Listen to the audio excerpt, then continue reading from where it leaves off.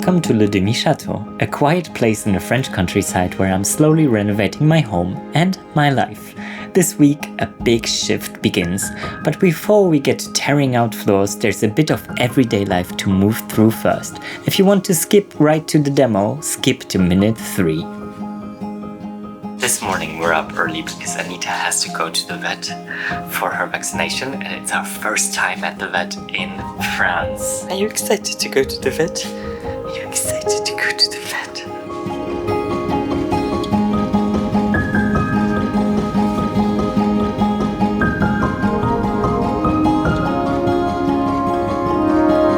I was so overjoyed after that. Oh, look at her!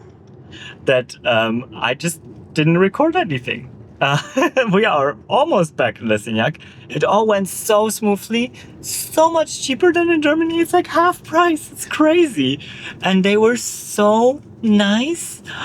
If you're ever in my area and you need a vet, Chasseneuil, that's really, they are so good. I was kind of worried about like how this is going to go. But yeah, now we've got all our vaccines, we're registered in France, and nobody had any problems whatsoever. It always starts like this, not with tools or blueprints, but with turning things off. I'd put this off for weeks. The fuse box was still a mystery. The radiators hadn't been drained in years. I didn't even know which wire belonged to which wall. So I walked around with a pen in my mouth, noting things down, trying to make sense of the chaos beneath the surface. Draining the system took forever. Anita and I waited, watching the house stretch out into the garden, listening to the slow gurgle of old water making its way out. The first radiator I removed, I tied to the staircase. I'd be lying to you if I didn't feel overwhelmed just preparing and already thinking that this bedroom next week probably won't exist, and tomorrow I get the big delivery of all the materials that I ordered. So then it'll be all about actually getting those materials under the open barn roof to have them protected from the rain. Every renovation is scary and I end up procrastinating quite a lot. For myself, procrastination is a way of coping. If I'm stressed or if I have to face situations that I really don't know how they will end up, you can't be prepared for all the problems there is. It's just impossible. There's a really nice quote by Rainer Maria Rilke, a German poet and author. Be patient toward all that is unsolved in your heart and try to love the questions themselves. Do not now seek the answers. Live the questions now. Perhaps you will then gradually, without noticing it, live along some distant day into the answer. And I think that's absolutely it. That's how I should see this renovation and life. I have started slowly but surely cleaning out this bit so that we can make a hole in this wall. I know that I might seem a bit crazy doing this, but now I can actually see that there's really some electric wiring running through. So we need to figure out, if we want to open up some space here, how to reroute all this electrical wiring so that we can actually like lead it over the door. I just need to see. Ah, yes. The moment theory gives way to action. One mattress up the stairs, one perfectly good wall sacrificed to the gods of corridor light. He says it's for leveling purposes. I say it's phase 1 of a doorway that was never officially planned, but somehow already inevitable. And just like that, the house shifts. A hole becomes a hallway, and there's no turning back.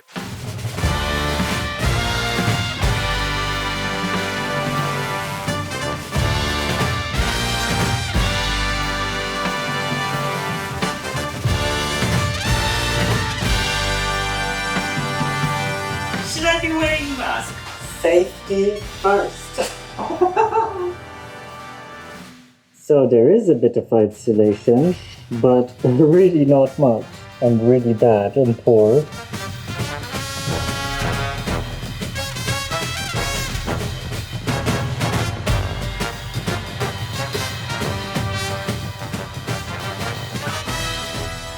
Our shopping list is becoming very, very clear. So we need some xylophane to treat the wood, and I still need a bond périphérique to go around once we put the OSB plates on. So this means shopping trip to La Rochefoucauld.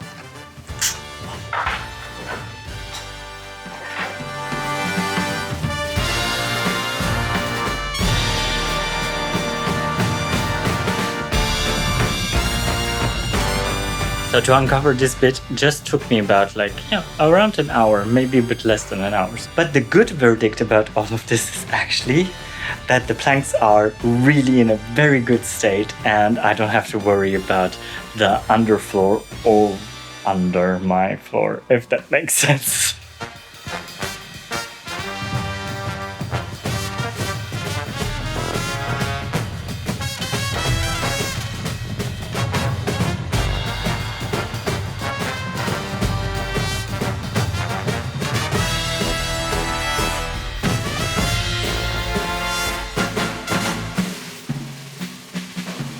That's it, the full thing is uncovered.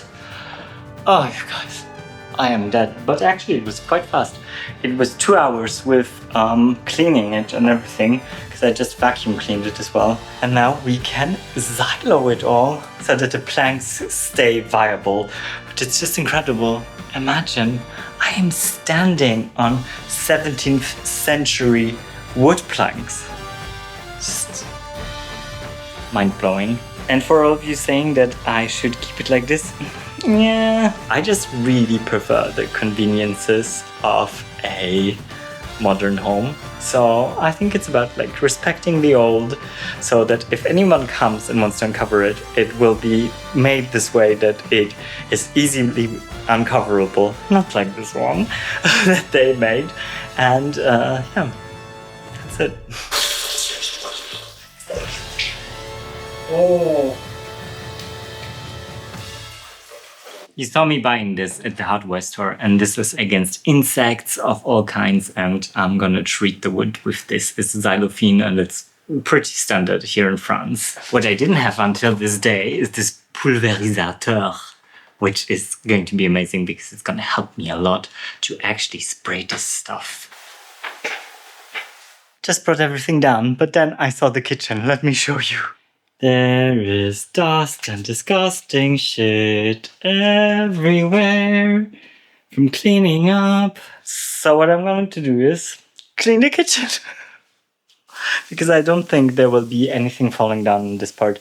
We've cleaned, we've xyloed, and tomorrow we can put the joists. And the kitchen is clean again.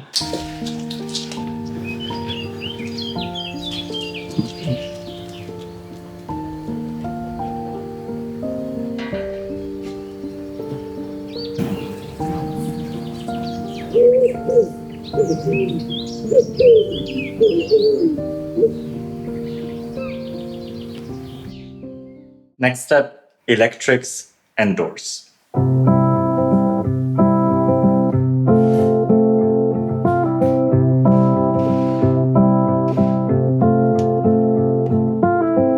Everything works except the chandelier. I didn't know that the chandelier was connected also to all the lights that we removed back there. But it's no biggie. We'll actually branch it out from this here. Do you see this connection box? Yeah.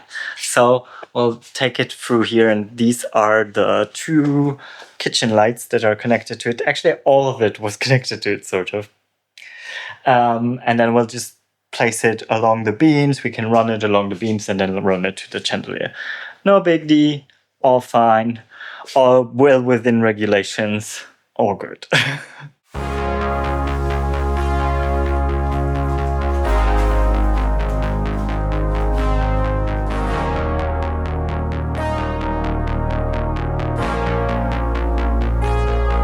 True survivor, standing tall amongst the brave. It's time to rise up, yelling glory to the saved.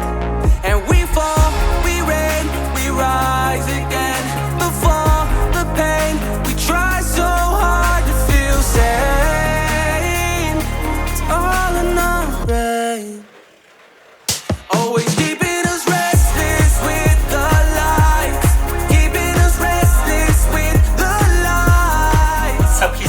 how I got this monster in. There was one point I thought I was gonna fall off the stairs. Literally can't believe it. There's a miracle alive. All the pain inside your bones, all the cold inside your homes. You were never all alone, all alone. Restless all the time. Feel myself decline. Lose myself till my heart stops. Taking breaks is also really important for renovating, and I've swore to myself to renovate slowly and to not stress myself with things, although I'm on a timeline. But at the same time, I want to respect just the calm. And anyway, you can't make noise between 12 and 2 in France, so I'm just sitting down reading my book because I have a summer reading list. On my newsletter, I mentioned all the books that I'm reading this summer, and one of them is In the Blink of an Eye by Walter Murch, who is a film editor who also was one of the editors that edited Apocalypse Now. I just want to read you a little passage that I really liked from the book. So that is the chapter, Don't Worry, It's Only a Movie. Earlier, I asked the question, why do cuts work? We know that they do. And yet it is still surprising when you think about it because of the violence of what is actually taking place. At the instant of the cut, there's a total and instantaneous discontinuity of the field of vision. We are accustomed to such things, of course, in music. Beethoven was the innovator and master of this, as well as in our own thoughts, the way one realization will suddenly overwhelm everything else to be in turn replaced by yet another. But in the dramatic arts, theater, ballet, opera, there didn't seem to be any way to achieve total instantaneous displacement. It's really interesting. And so he goes on about it, and then he ends up talking about blinking, and that basically already like your field of vision, you are making cuts to the world and to understand things, learning about like how film editing was before digital editing. So yeah, it's really cool. If you're into films, I can only recommend this book. And editing especially. We have made it, my friends. The corridor is completely covered. There's still a bit of like things around the edges that I need to do, but all in all, it's all covered. 2 days, it's absolutely crazy. So if you want to see more of this renovation, then you'll see more next week as we continue along redoing all of this first floor. It's been something that has given me a lot of anxiety. I've done these types of works already, but still I find myself doubting myself, and I was just thinking while I was carrying up this heavy board that I'm not a renovation channel, you know what I mean? I don't do how-tos, but what I want to do is to give you the confidence to start your own projects and just to go for it and to make mistakes. I think all of us could use a bit of a boost for their self-esteem, so trust yourself, you can do it. So all that's left to say is à bientôt et au revoir. I hope you had fun following me along this week, and I shall see you next week when we slowly move into the bedroom. Ooh, that room is big! Bisous and bye!